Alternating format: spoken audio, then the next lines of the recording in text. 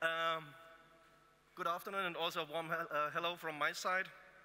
Thank you very much to the organization to get the chance to talk a bit about my unit, in what's located only in Munich, and about our work and the responsibilities on this CPP.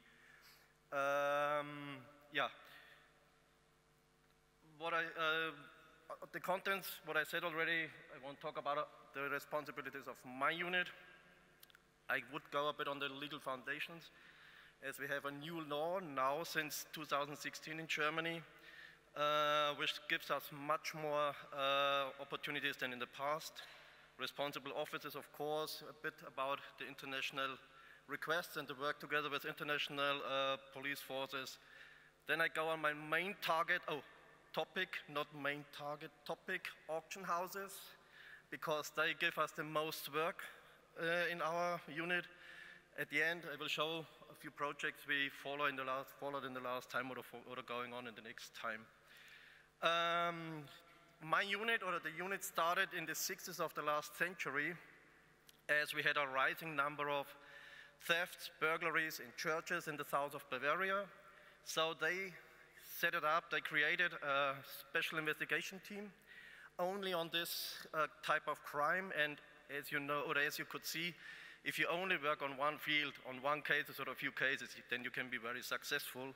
So in '71, this special investigation team became an official unit at the Bavarian State Criminal Police Office. While this time, we also had the first and also the last art pressing case in Bavaria. Art pressing for us means there was a guy who has stolen a wooden statue of Mary out of an abbey in the south of Bavaria, the Kloster Ettal, Abbey Ettal, nearby Garmisch-Partenkirchen. Then he blackmailed the church to give him money, otherwise he would destroy Mary. So, unfortunately for him, we could catch him as he won't grab the money, so the statue is back. And as you can see, or if you watch a movie, a Hollywood movie, the hostage every time would be a wonderful, pretty, young girl, well-fashioned. The clothes were less is more to blackmail the millionaire behind. And we had Mary, 300 years old, old-fashioned wooden lady. So now maybe you get a bit of an idea what investigation in real life means. The second column, so after this, a few other crimes came up with my unit. The second one is fraud. Still our main work, what we have to do every day, as many paintings, prints, or things like this are forged by the criminals. The third thing, restitution, is more a hard thing than investigation because all the crime is already gone. Of course, we talk about the Third Reich or the Second World War. But now we have the third or the fourth generation after this. And these young people or these people don't want to have any longer the items at home because it doesn't fit to their apartments. But what they know is they are the high value on, so they bring it up to the market to have a good income. The first what we do is we seize it for dealing with stolen goods, only to freeze the case, and then the other officers can go further on. The fourth one is a rising number of cases we have, but this is for about the next slides anyway. What I said, we have a new law since 16. I don't really go on everything, but it's regulated like in nearly every law I know, from international export, import, bring it up to the market, restitution. What we have in this law is, as soon a crime starts in a foreign country, and this crime goes over the border to Germany, it's actually a crime in Germany. So we don't really need a legal request or something like this. So if there is an illegal or an export out of maybe Italy or something like this, and it comes over the border to Germany, it's automatically an illegal import. And by this, it's forbidden to bring it up to the market. This would be another crime. So this is what it makes it much more easier for us to deal with it, because we can start our own investigation. We are not belonging to the foreign countries, so this makes it easier. Otherwise, we have to wait ages sometimes to get the information by a legal request or all on these things. by this, we became much more successful in the past few years. Hello? Cool. So I need the 40 minutes maybe? Doesn't work.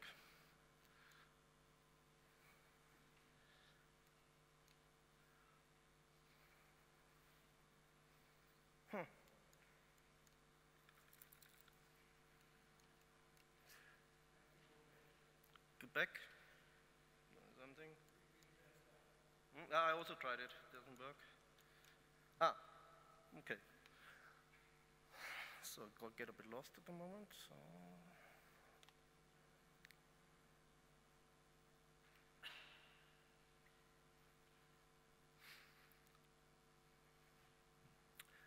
Oh, this is too far.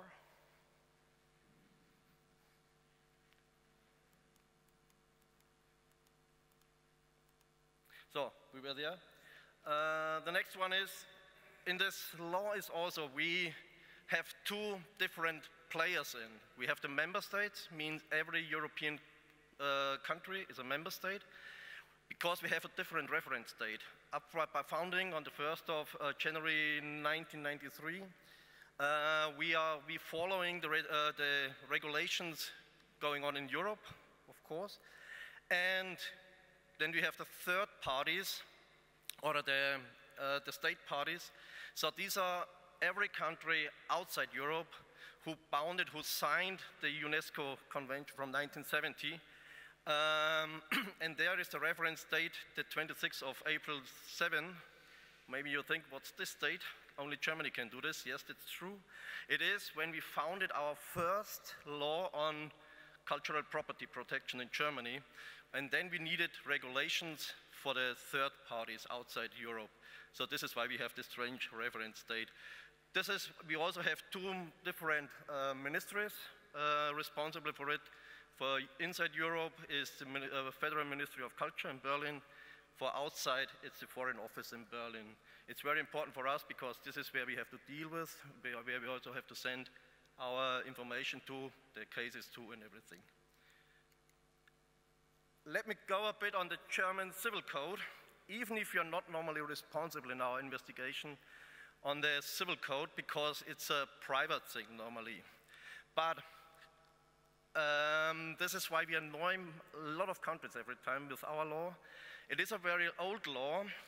Unfortunately, we had a period between where they didn't really take care about it in the Third Reich. So they took what they want, and they took it on every time what they wanted, so we had to regulate it, and now it's a bit too strong in our opinion. It regulates, but like every time, if somebody wants something, gives the money to the other one. This is a contract on delivery. This doesn't work if both are knowing that it comes out of a crime. Of course not. Except, and this makes it really very hard for us, if the hammer goes down in an auction house, up from this point we have a new owner. So even if you are successful in our investigation, the item will be gone forever. The country never will get it back. This is the problem. So this is why we try every time to stop the auction before the hammer goes down, to seize it, to keep it, because then nothing can happen. Many countries makes it really hard for us because they come up with the information the last 2 days before the auction. So then we have to ask a prosecutor, go in court, get a request, a search request or a warrant, and then to seize it. So this is really tough work, I can tell you. But now we set it up a bit of conclusion with the auction houses that we call them, tell them, please do it out of the auction. We come in the next few hours, days with a warrant, and then it's saved. For the moment, it's a good work with them. What we also have, and this is why we also sometimes annoying to the countries, after 10 years, if the guy who bought it was in good faith as he bought it, he becomes the owner, the legal owner of it. So even after this, if we start the investigation and we are successful, maybe we can arrest or we can charge the guy, but we never can give the item back because we have a new owner of this item. So for this, we also need every information we could get out of the foreign countries where the items come from. Maybe I have to say, 80% of our work comes from foreign countries. So we only do mostly international cases at the moment. And the worst thing what we have in our law is a 30-year limitation. I can't really hear any longer the 30, because if you come in a house, the first thing what you hear is 30, often not 30, because after 30 years, even the criminal becomes an owner of this item and doesn't have to give it back. So this makes it also very hard for us with the investigation. So keep it a bit in mind if you ask us for help, because this is why we really need this many information to go on in our investigation. Now we are out of this law thing. Of course, we are no experts in this field of cultural property, so we have experts around Munich, worldwide, in Germany, also international. I only name it a bit. One of the most important one is the Archäologische Staatssammlung in Munich, because we have different experts there for numismatic, territories, empires, and all these things. The organization, as we like the federalism in Germany, so we are not really a common state. So we have 16 criminal police officers like mine. We have 3 which only deal with art and antiquities crime. There is one in Berlin, we in Munich, and then one in Stuttgart. The others are part of property crime units, or economic crime units, or organized crime units. We have a federal criminal police office, one office there. This is different maybe to the system in Italy. There is not a federal criminal police office above us, they are beside us. So we are on the same level as police in Germany is a state thing and not a federal thing. Then we have, of course, again, the German and federal police along the borders. We have borders now again, especially to Austria and Czech Republic, airports, train stations, and a very big player for us is customs. Customs have so many or much more laws to search something without a warrant than us, because it's the work. They can check containers, and this is why we work sometimes together to go into the containers with them to find our items. What we have on police, we also have on the ministries of cultural, each one per state. For us, it's the Bavarian Ministry for Science and Art. Above, what I already said, is the Ministry of Cultural for European states, and the Foreign Office in Berlin for the state parties. Big players international, and I think there are a few colleagues from other countries are here and would agree with me. Europol became a very, very interesting and big partner for us, as they organize operational meetings for us. I think what we can't do. So they organize all the countries involved in the case can come together, talk about how we go on, make strategies and all these things, and it fastens all the cases. So, and I think for the futures, we will work more and more with them. It's not only the 27 European members, also associated members, so like America, Canada, Australia, of course. So this is really good. If we go outside Europe, we have Interpol. They also support us by sharing information, arrest warrants, other kind of warrants. They bring us information. They have an international database, Psyche, where lost and stolen items are in, where we are connected to. So it's also a big player. Of course, mostly we only need it for states outside Europe. And if you're at the end with the police measures, Eurojust is a big player for us. Even if we are not allowed to ask them, can you support us, can you do something for us? We go over the prosecutor's offices and they organize these meetings for us. Then it's meant between all the members in this case, there is made a contract, so you don't have to write any longer a new search warrant with an investigation order. So all is included in the contract, and as soon as you need something from the other state, you only call them and you can go on further. So it fastens really the investigation. It is so good. I had 3-4 cases with them. Really a wonderful thing. Also more and more important now in our work. So this is only to show you that we also have 2 ways now to give items back. One, of course, on our proceedings, police, justice.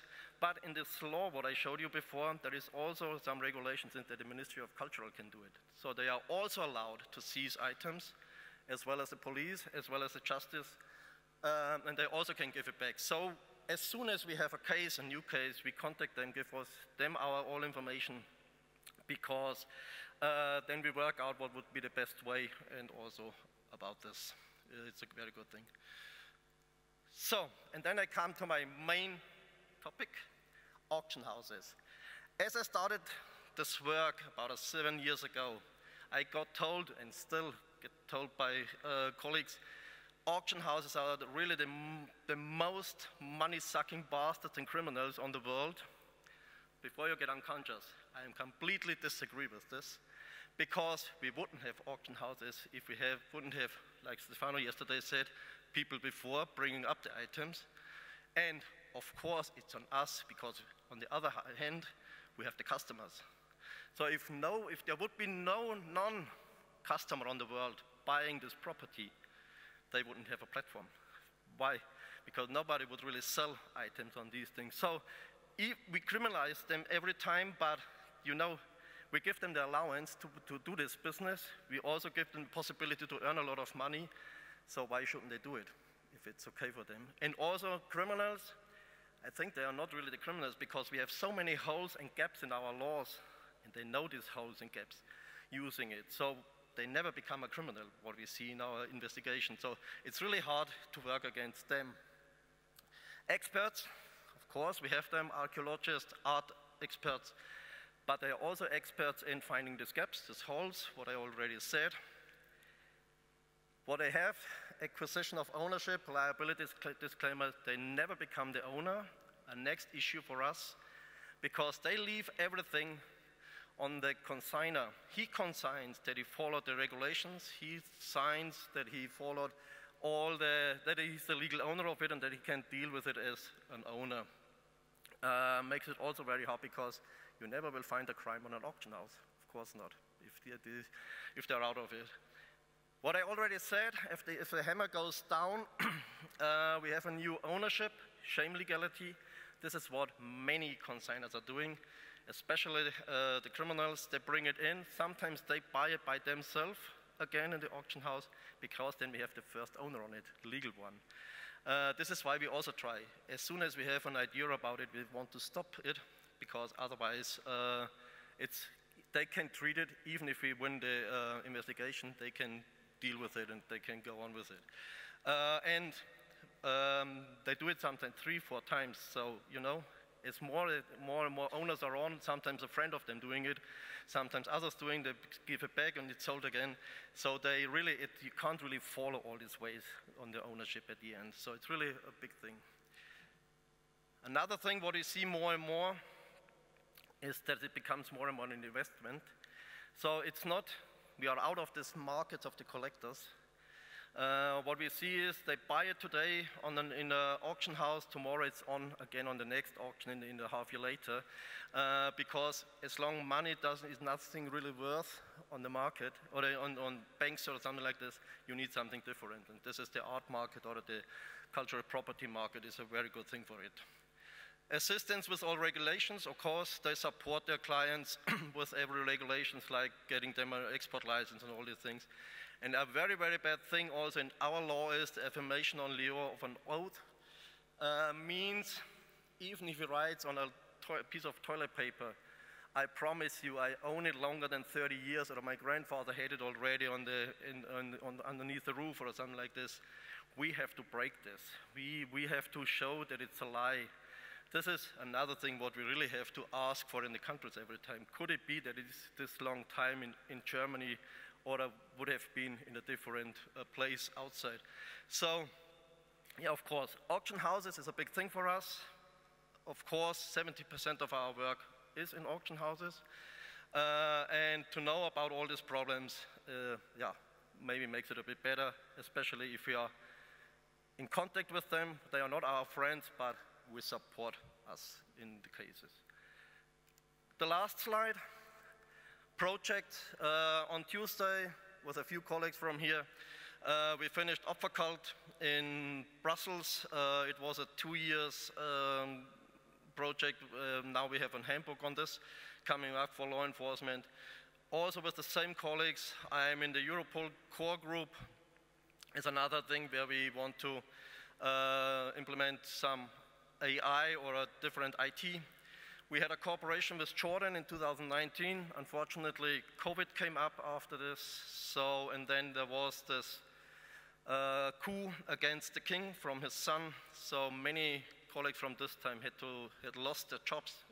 And we asked last year again if they want to go further on, and they said no. So they are no longer interested to work with us. So it's bad for us because what we think is that Jordan is one of the first countries for refugees coming from Syria, Iraq, and all these areas, because it's a safe country, and they bring all the items to Jordan, and this will be the first step for us outside Germany already to go on these items to start the investigation, but unfortunately not longer.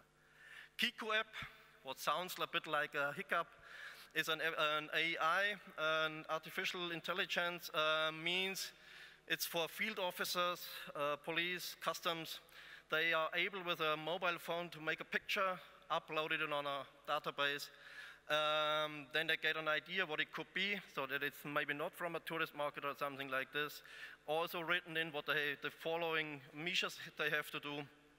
And then they know they can seize it or seize it not. Because the worst thing would be let it run and we never can catch it again.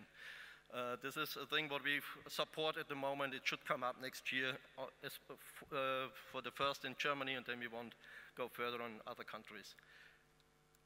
This is the last slide I have. Hopefully, all these measures, all these things keep us on like this. These were 14 items we had on 7 cases. We gave them back this year in July on the 5th in Rome to the Carabinieri. Successful because it was a very, very good work together with the Carabinieri at this time. We could confiscate it by police, some items, some by justice, and some by the Ministry of Culture. So it was a big mixture of every, what I showed before. So a big thing, a wonderful ceremony what we had in Rome at this time. So really, we are happy about this, and we will follow on. We are still in contact with Carabinieri with new cases, so I think that will come up a few things. I'm at the end. Thank you for your attention, and thank you again for the invitation.